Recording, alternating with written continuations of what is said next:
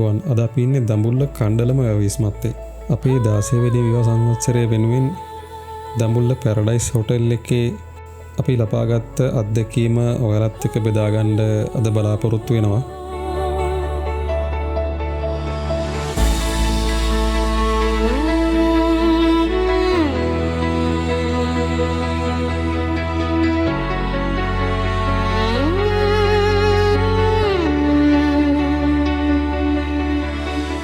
දඹුල්ල ප්‍රදේශයේ ඔයාලා නිමාඩුවක් සැලසුම් කරනවා නම් ඔයාලට හෝටලයක් තෝරා ගැනීමට මේ වීඩියෝව උපකාරී වෙයි කියලා අපි බලාපොරොත්තු වෙනවා.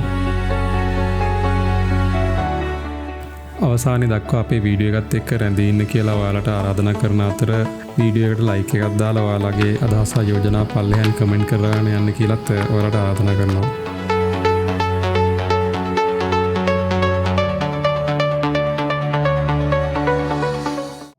අපි චෙකින් එන්න වෙනකන් ඔයාලා උඩින් ගිහිල්ලා හෝටලේ වටපිටා බලන්න එන්න.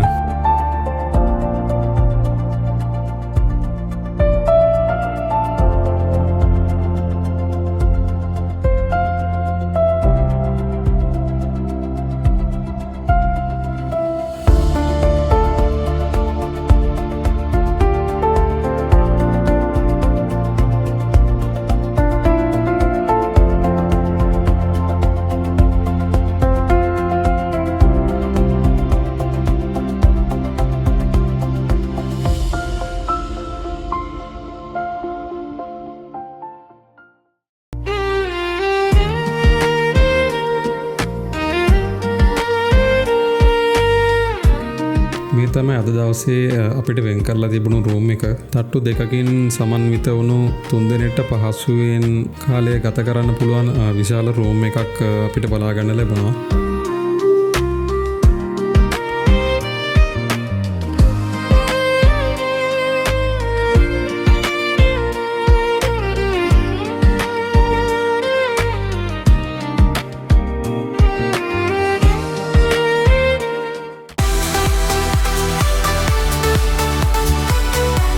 හෝටලේ වටපිටාවත් බලාගෙන අපි දෙන්නම ස්විම් පූල් එක පැත්තට ආවා.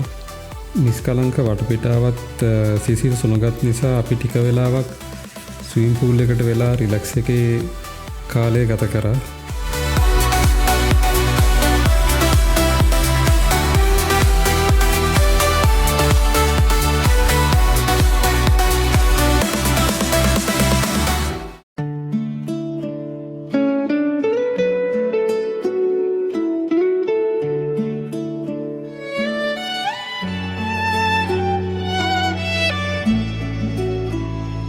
අද අපේ වෙඩින් ඇනිවර්සරි කියලා අපි හෝටලයට කලින් දැනුවත් කරලා තිබුණේ.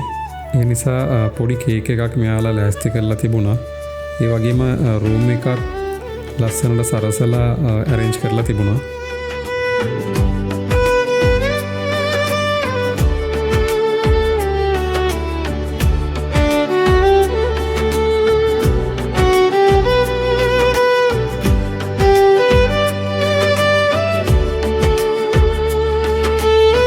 කේක් එකත් කපලා අපි එළියට යනකොටයි දැක්කේ අපිව පිළිගන්න තවත් කෙනෙක් ඇවිල්ලා ඉන්නවා.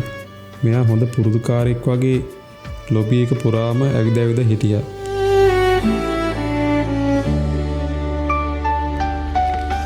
දැන් ටිකක් හවස් වෙලා අපි පොඩ්ඩක් හෝටලේ වටපිට ඇවිදලා බලන්න කියලා හිතාගෙන තමයි එළියට ආවේ.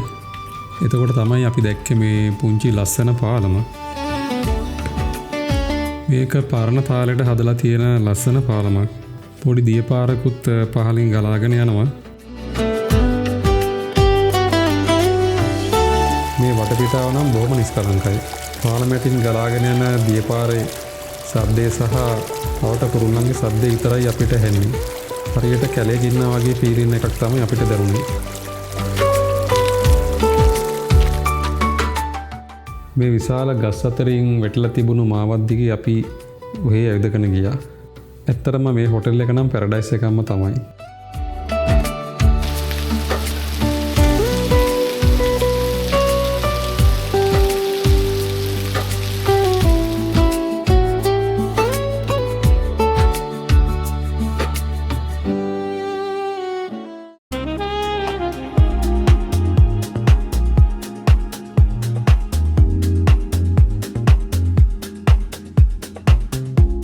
මේ තියෙන මේ හෝටලේ බා ඒරියා එක. මම කල්පනා කරේ ඉම්පෝර්ටඩ් ලිකර් වර්ගයක රහ බලන්න අද.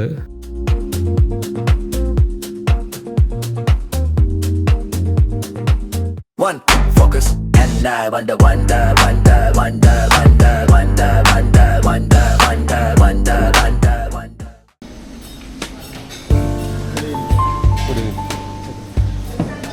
අපි රාත්‍රී ආහාර ගන්න තමයි සූදානම් වෙන්නේ.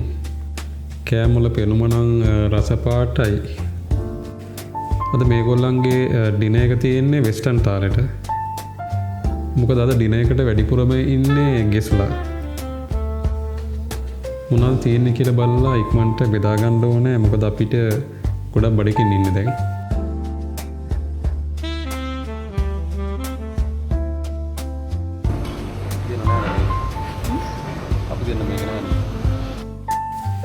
ඒ වගේම මෙතන ලයිව් කුකින් ස්ටේෂන් එකකුත් තියෙනවා.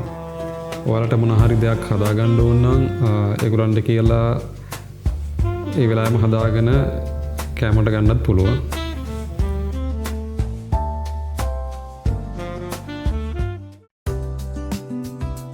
අද අපේ දෙවෙනි දවස. උදේම නැගිටලා අපි ගාඩන් එකේ පොඩ්ඩක් ඇවිදින්න කල්පනා කරා. උදේම කිව්වට උදේමත් නෙමෙයි තියෙන්නේ. මේ හෝටලේ ගාඩන් එක නම් ඇත්තටම හරිම විශාලයි. බලලා හැම පැත්තම කොළ පාටයි. වටෙන් ඇහෙන්නේ කුරුල්ලන්ගේ ශබ්ද විතරයි.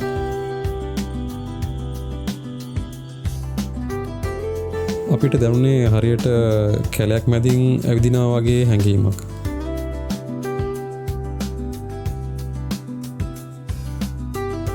දඹුල කියන්නේ සාමාන්‍යයෙන් රස්නේ පළාතක්. නමුත් මේ හෝටලේ අවට පරිසරය නම් බොහොම සිසිල්ව තිබුණා.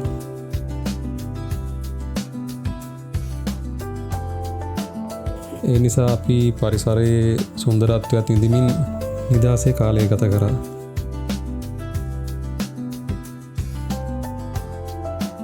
අපි ඇවිල්ලා ඉන්නේ බ්‍රෙක්ෆාස්ට් එක ගන්න. සුප් එකකින්ම ස්ටාර්ට් එක ගන්නයි කල්පනා කරේ. අද අපි ගන්නේ ශ්‍රී ලංකන් බ්‍රෙක්ෆාස්ට් එකක්. රතු හාලේ ඉන්දියාප්පත් එක්ක අලහොදි තියෙනවා, කිරිමාළු තියෙනවා, සම්බෝල තියෙනවා, තව ගොඩාක් කෑම තියෙනවා.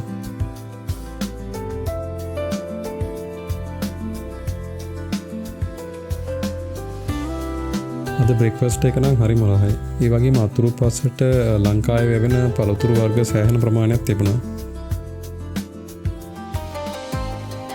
අපිට චෙක් අවුට් ටයිම් එක තියෙන දවල් 12ට.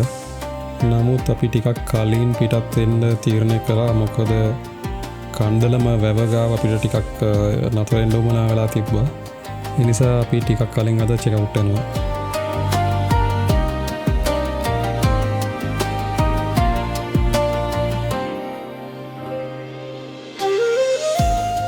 මේ ඔයාලට පේන්නේ කණ්ඩලම වැව.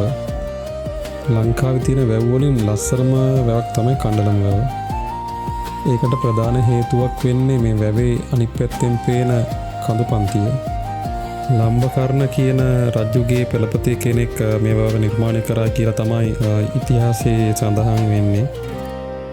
වර්ග කිලෝමීටර් 102ක ප්‍රමාණයක මේ වැව පිහිටලා තියෙනවා කියලායි සඳහන් වෙන්නේ. ඝනමීටර් ලක්ෂ 333ක ජලධාරිතාවක් තියෙනවා කියලත් සඳහන් වෙනවා.